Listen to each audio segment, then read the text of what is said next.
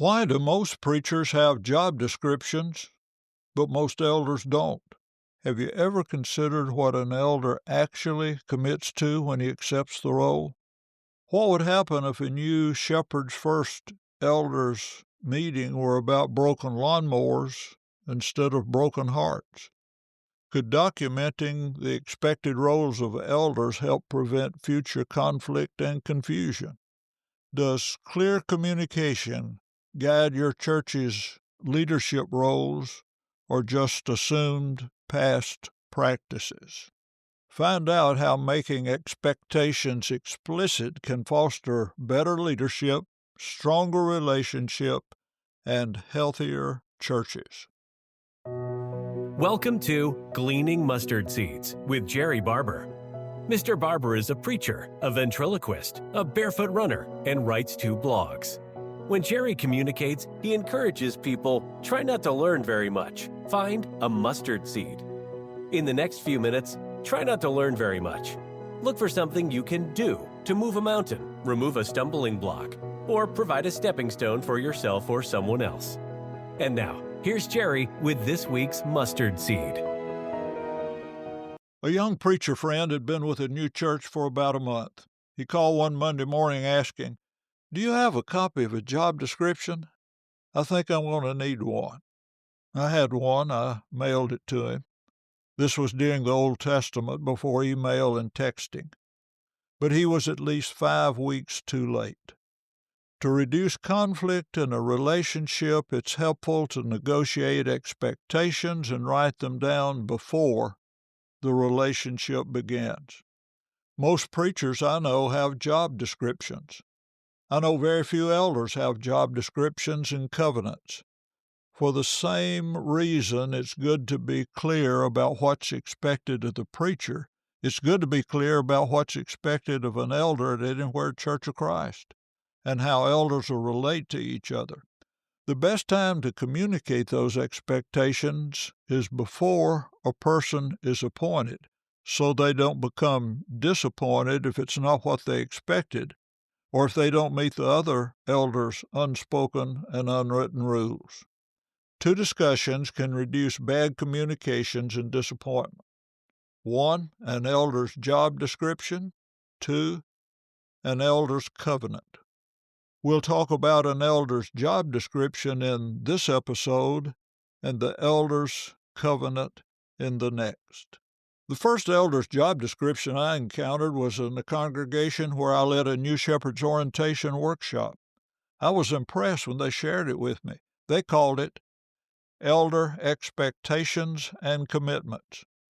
I've talked with many frustrated elders. When one brother was appointed, he assumed everyone understood the correct role of elders, shepherds, and overseers, which was the way he understood it. Soon after his ordination in the first elders' meeting, he learned otherwise. Imagine the shock of a shepherd at heart coming to his first, second, 99th, and following meetings to discuss roofing leaks, need for a new lawnmower, why members aren't more involved, such as showing up for work days, cleaning up after potlucks, and turning off lights, with no mention of marriage problems, sin-sick souls, a member who's been arrested for molested children, and how we'll help each of them and their families. A job description outlines the specific expectation for an elder's role at Anywhere Church of Christ.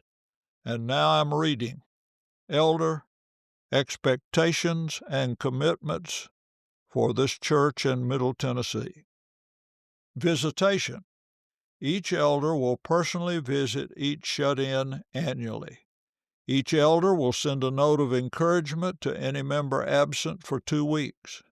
Each elder will contact and visit any member who has not attended services over a 4-week period as available.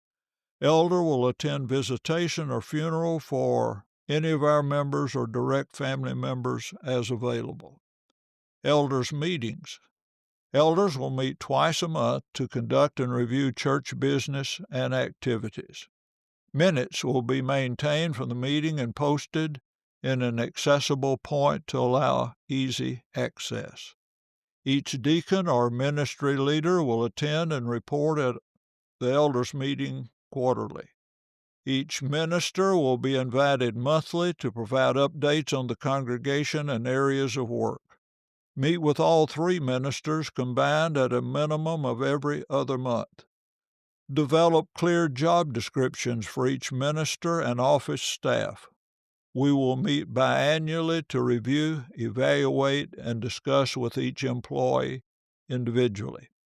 Elders will review and approve the annual calendar by November 1st for the following year. The calendar will be posted and made available to the congregation on January 1st. Complete at least one meeting per year for all elders, deacons, and ministry leaders. Schedule one meal for elders, deacons, ministers, and their wives annually. Member engagement during services. Elders will commit to being at the service at least 20 minutes before the beginning of the service. Elders will ensure that each member is personally spoken to by utilizing the process of covering each section of the auditorium. A follow-up card will be sent to any member who has missed services for 2 weeks. Member engagement outside services.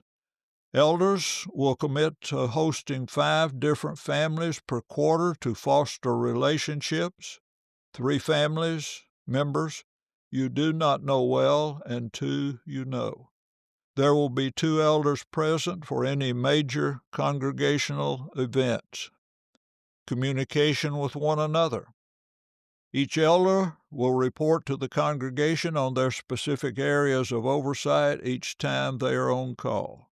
Elders will visit each adult classroom quarterly to offer prayer and support. Annual open forum with the congregation to ensure transparency. Questions will be submitted in advance, and elders will be allowed time to develop a response.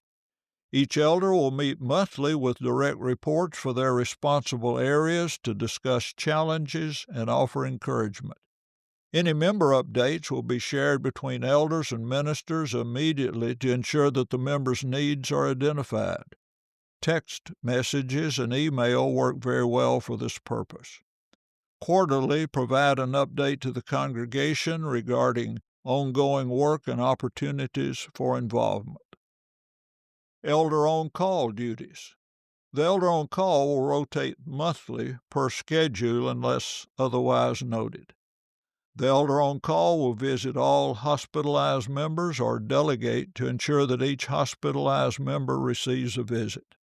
The elder on call will contact and visit any member who has not attended service over a 4-week period.